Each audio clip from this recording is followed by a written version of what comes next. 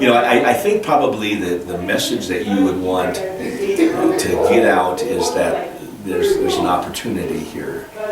There's this oil play that's just, it's kind of unreal, and it's being developed by the ready, willing, and able. Those who are, well, just retail in general, retail and restaurants are real short supply. And keep in mind, we were a town of 12,500, and we were actually short of retail. And just as far as even employment, we have probably between 3,000 and 4,000 job openings.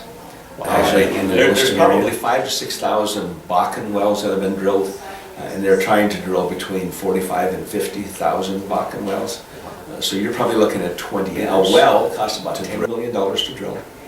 And so this part of the state is putting about $2 billion a month into the economy. If you have 200 wells being drilled a month, which is pretty common, at $10 million a well, that's about $2 billion. So why did you build in advance? Well, you didn't know this was going to come.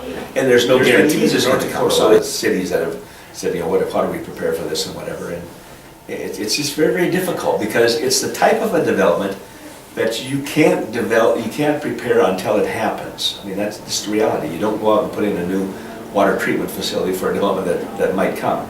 If you knew that it was going to come, and I always say it's so different than, if you're going to build, if they were going to build a car manufacturing plant in Sturgis, they'd come and announce that in 18 months we're going to have a car manufacturing plant that's going to employ 1,500 people. And you would have 18 months to build housing for 1,500 people.